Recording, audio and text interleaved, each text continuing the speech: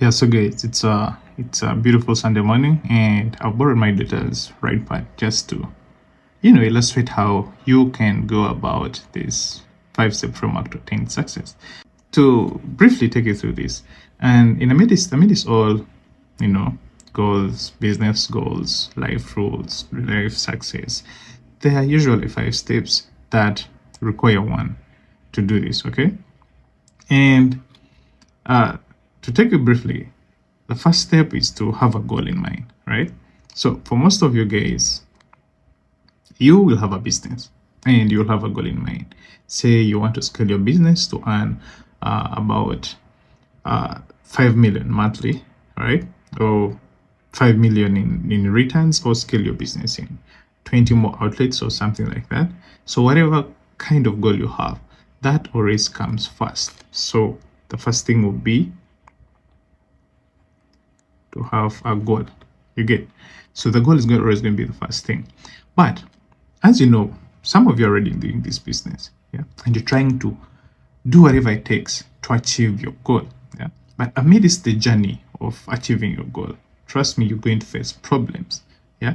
So say you want to scale your business to a bunch of 5 branches, yeah, you're going to face problems like you don't have enough capital, you don't have a lot of things, and that is going to kind of deter you from the smooth line path of running your business to something else. And that's where you start getting a dip, yeah. You will deviate from the path of your business and take a dip. So step 2 will be the problems, yeah. And trust me, along step 2, this is where most people fail out and lose out in business, yeah. So guys, take note of that. Step 2 is inevitable because it's the problems that are going to make you a person who's strong. That is 1. 2, if you overcome this step 2, just know you're going to be a resilient person and nothing gets to stop you, yeah. So back to the topic, yeah?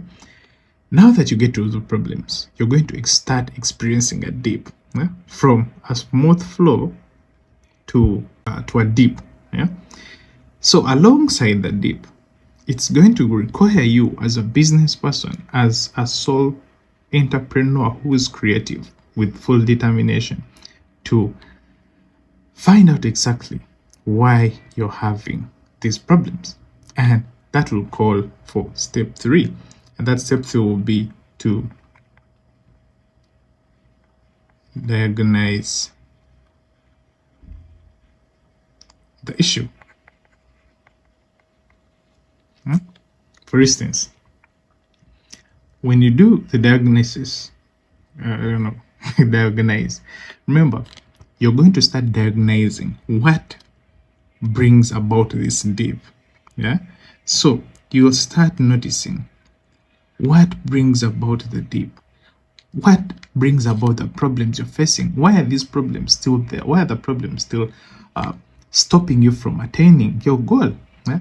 So you're going to start noticing that maybe you're not scaling, which is the problem, not scaling, because maybe you're not doing the work. You're not advertising more, you're not recruiting more people, you're not doing the necessary, right? So this is a stage where you start outlining, yeah, that maybe you're not educating yourself about a few things about business. Maybe you're not recruiting the right employees, maybe you're not filing well, like you just come up with reasons as to why you think you're facing the problems you have at stage 2, right? And now you notice that when you start maybe pinpointing a few ideas or problems that stop you from attaining your goals, or identifying some of the things that bring about the problems you're facing that are making you deter from your goal, you're going to stop doing a few things, yeah? So you're going to start experimenting the process of diagnosing, and through the experimentation you're going to realize that this strongest dip that used to come is going to start slowing down. It will keep being in a dip but slowing down, yeah. So there you're going to start noticing like, oh, maybe the problem I had was due to this and this. So if the problem was not educating yourself more about the business, then you're going to come to step 2, which is designing the solutions to the problems. Yeah, so you get it. You've troubleshooted some of the things you think are bringing about the problems. So now you design the solutions. So you notice that at this stage, when you design solution, the dip stops. You start seeing some changes. You start seeing, some good result. If you're making less than maybe 20k, you start seeing some changes. Now you're making 25. Yeah? You see that difference of 5k is big enough, and it is all that you need to know that whatever you're implementing is working out. Right? So here you start designing systems, designing flows, designing good things in the system. Yeah? So after identifying this, you're going to do it. That would be the 5th stage. You're going to do whatever you design. You're going to implement the solutions you design based on the diagnosis you made to solve the problems you had, so that you get back on path with your goals. Yeah.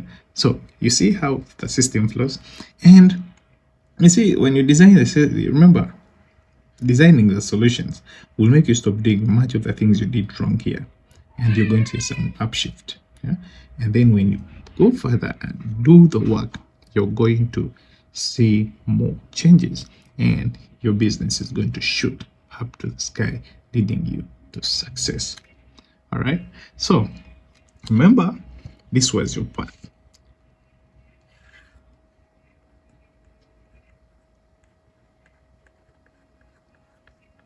That was your path to success.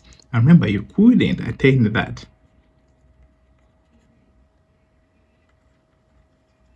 You couldn't attain that because you had to go through all the phases, all the 5 framework steps to attain this.